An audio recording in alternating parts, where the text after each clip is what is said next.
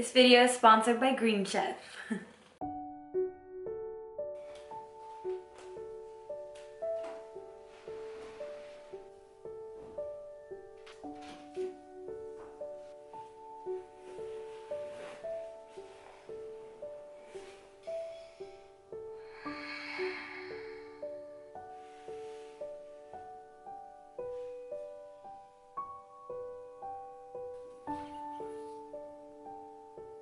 Interrupting this morning routine to read you something. So I haven't read Proof of Heaven yet. This is, it seems like the second book, Living in a Mindful Universe, a neurosurgeon's journey into the heart of consciousness. Whenever I read, I have chills all over my body. Whenever I read anything like this, any experience like this, often near-death experiences, again and again, time and time again, remember that it's the near-death experience is exactly the experience I had when I was 21, early 20s. You might remember that story where I'm reaching for the doorknob and suddenly I receive my non-abiding awakening, the grace of God, where I see everything and I feel everything and I know the answer to everything and I know that love is all that there is and everything is going according to plan. And you might remember that story because I've told it several times on this channel, and if I have it, I might have it up. I think I've recorded a full version of that story once again. I have several videos talking about it just because I want to continue to bring that conversation to the surface. I'll link it below if it's up by now. But I want to read to you Dr. Leeor Alexandra's experience because it doesn't make sense that I experienced what I experienced in a split of a second, just walking out the door of my house, the grace of God, a peek behind the curtain, a peak experience, a mystical experience, and that these neurosurgeons and these cancer survivors and all these near-death experiencers all experience the same thing as I do, which is a moment of enlightenment. Except for them, it's a lot longer than it was for me. And for some people who experience this, it lasts longer than just a split second. And that we're not constantly talking about it. And that we're not living the human experience within the context of this truth. So many people have seen the same thing that it is eerie, it is strange that that's not the foreground and the background of the whole human experience. That we're not constantly coming back to the realization that we are one consciousness, that we will be forgiven, that there is no judgment, that we are loved unconditionally, that we are love. Let me read this to you. In the early months of awakening from coma, I encountered Michael in our neighborhood Starbucks. We sat together to talk and soon found the conversation delving into the memories of my coma experience. Each of our perspectives were better understood through this candid sharing. I told him that I had been in a seemingly idyllic paradise with many earth-like features, a fertile, lush, verdant valley filled with life and creation, such as plants growing, flowers and buds blossoming, all in a world much like Plato's world of forms. What I came to call the Gateway Valley was only a stepping stone to the core, which I encountered by ascending through higher dimensions of space and time. The core itself was the source of all, the ultimate non-duality of pure oneness. I was aware of the entire higher dimensional universe as indescribably complex and holding all of existence. There as a model for the entire construct, all space, time, mass, energy, interrelationships, causality, and much more for which I have no words to express. That's exactly what I saw, the answer to everything, all encompassed within the one. Just beyond all of that, I encountered the power of infinite, unconditional love. The very feeling of that ineffable love.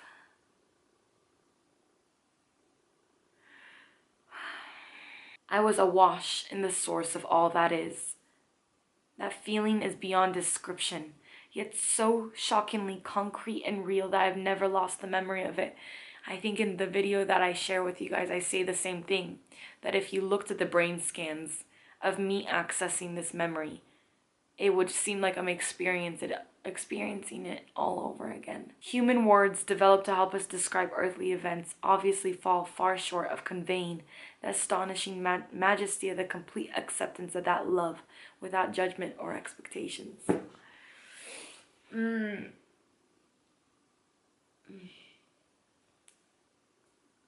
So normally I would journal right now, but this feeling is so much greater than my routine, and I want to hold it in my heart.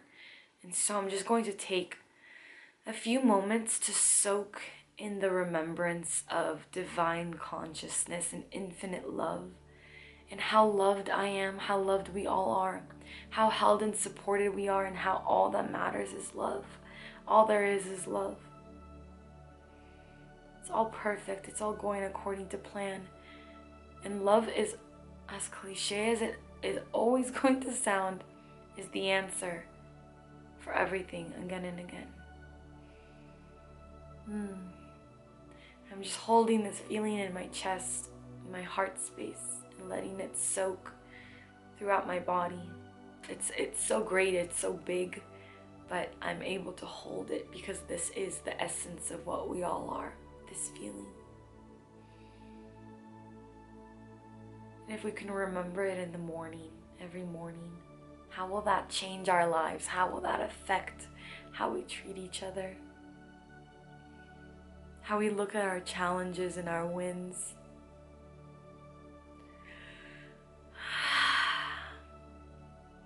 How we hug one another, how we hold each other, how we talk to each other, how we look at the world. Just holding that feeling and letting it integrate deeply into every cell of my being. Meditating on God, meditating on higher consciousness, aligns us with a higher state of being. And if we did this right in the morning, every day, we become divine every day.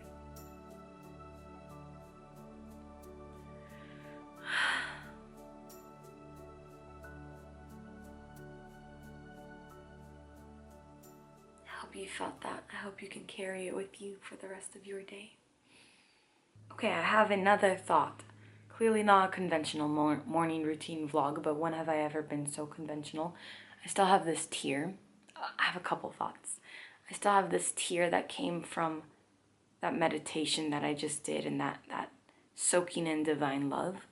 And when you get a tear like that, in fact, I would say when you get any tears, you don't want to wipe them.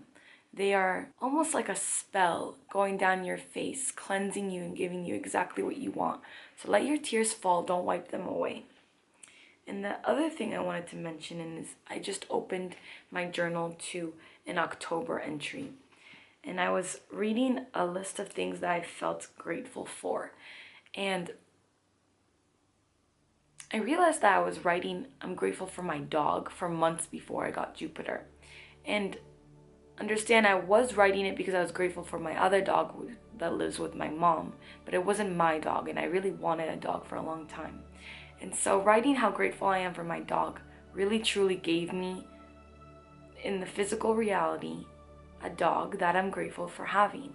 So those gratitude lists are really, really powerful. And going back into your journal and reading an entry before writing is always really powerful also. Hey! I made my dad and I some breakfast. I got ready, just wearing a bathing suit, and you know I like a two-piece set, so I don't have to think about things and I just look put together. Juju is looking for a place to pee. I can feel it. We're still working on potty training, so we're going to go have some fun in Sedona. Let's go, guys.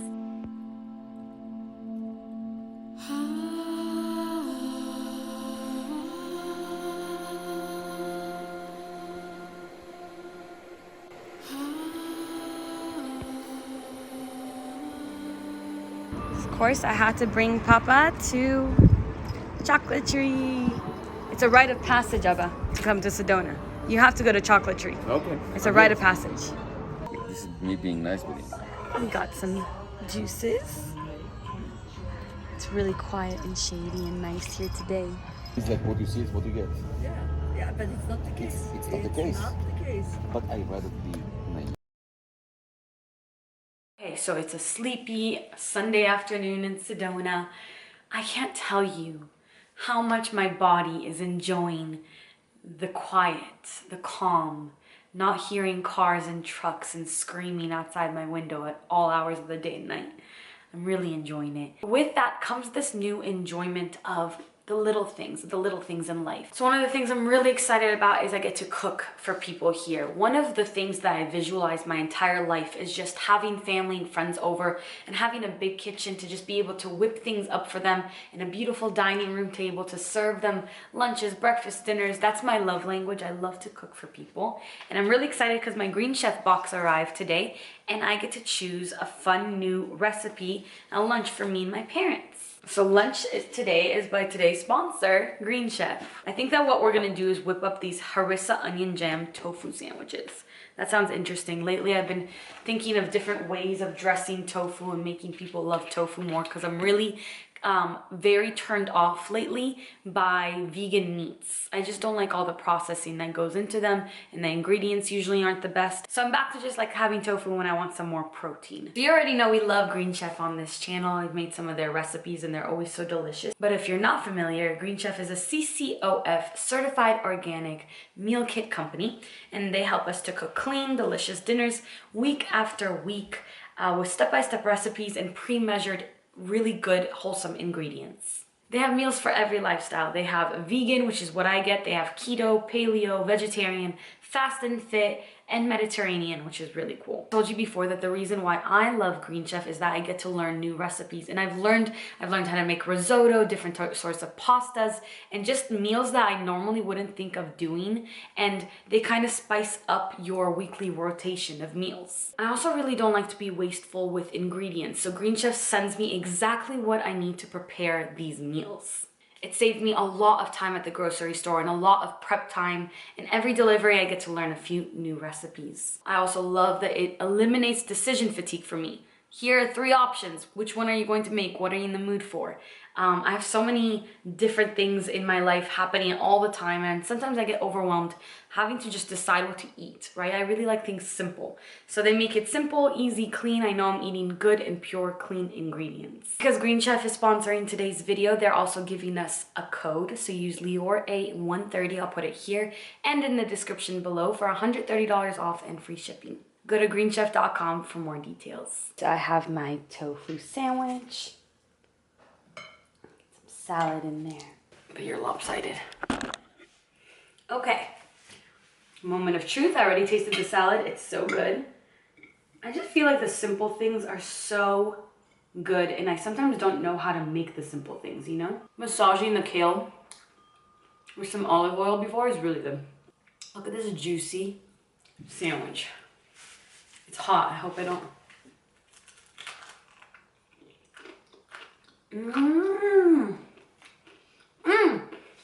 I didn't expect it. Sometimes I get these recipes and I was like, oh, it's just a sandwich. But then I learned how to make onion jam right now. So that's pretty cool.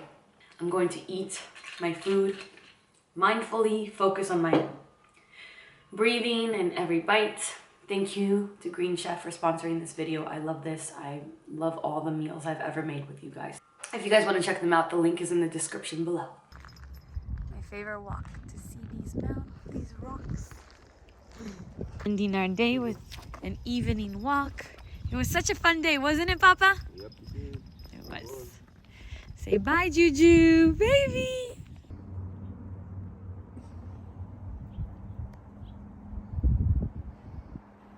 I'm gonna read. I'm reading this. I don't know how to pronounce it. It's Ariadne. I'm going through a Greek mythology phase again. I used to read it all the time when I was a little girl, and I recently read Circe, and then I read the Song of Achilles, and I'm not getting enough. So now I'm reading Ariadne. I'm really not sure how you say it. Beautiful name. And it's so good, and it's so nice to read fiction sometimes. I like to read fiction at night and throughout the day, and in the morning I read personal development and spirituality books. I want to tell you about Mercury retrograde before I lose all the light today. So Mercury retrograde, I think it was like May 10th to June 3rd. A lot of us know about Mercury retrograde. It's pretty famous, even in the non-astrological community. I did want to do a little wrap-up of my Mercury retrograde, and I wanted to know how yours went also. Who came back into your life? What did Mercury... Actually, I have a beautiful... So if you're into Greek mythology like I've been lately, you know that Hermes, you know those words that you just read and you never really hear out loud? Hermes, the Greek god, is the Roman Mercury. This beautiful picture, painting of Mercury. He's basically the god of communication. That's why when Mercury goes retrograde, communication becomes a little fuzzy. So communication in regards to how we speak to one another, but also communication as in social media and how we put our message out into the world. It could become a little misinterpreted. And I went on a bachelorette trip to Mexico, like I was telling you guys in my last vlog, around May 15th weekend, and that was also the Scorpio full moon lunar eclipse. And you guys, I've never had a more obvious example of what awareness of these astrological and cosmological events can do for our lives than in that trip. So of course, Mercury brought me back to people that I was with in high school. These were most of my best friends in high school. Girls that I'd known my whole life. I hadn't seen a lot of them in like years, but they were coming back into my, into my present day, because Mercury brings us things from the past. Often retrogrades bring us things from the past in order to show us who we've become and how we've changed, more so than how anybody else has changed. So get 9 girls together on a trip, 9 girls who haven't seen each other, a few of them who have contention between them. There was one girl that I hadn't talked to her for 5 years, and we used to be very close. And on this trip, we're really reconnected. I think she's an amazing person, really interesting person, but a lot of unique dynamics within this group, okay? And I'm totally aware, and the entire time I'm kind of telling people, like, just know it is Mercury retrograde now, and we do have the full moon lunar eclipse. It's bringing everything to the surface to be dealt with.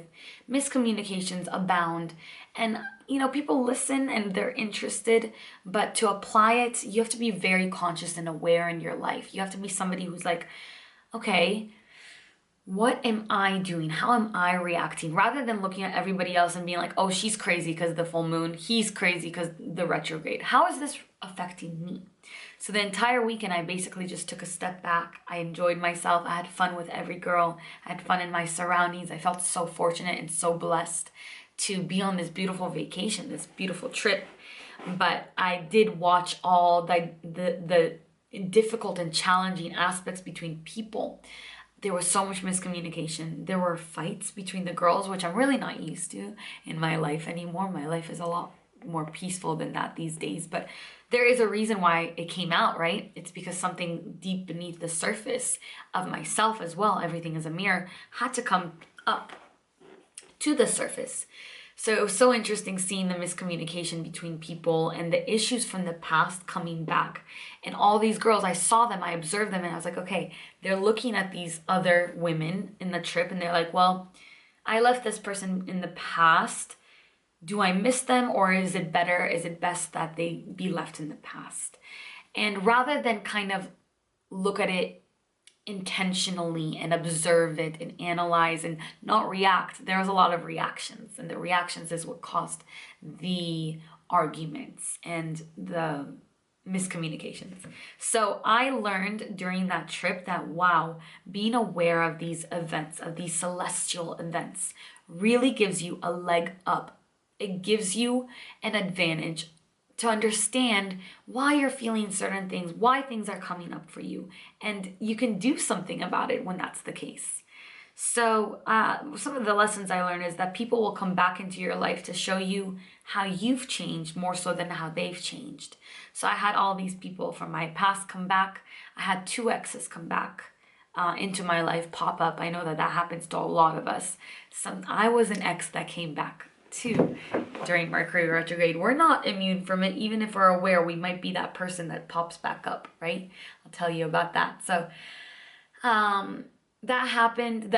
So the thing with my friends came up, and I was just like, okay, well, I prefer peace. I prefer peace of mind and understanding and love, and I love these girls no matter what.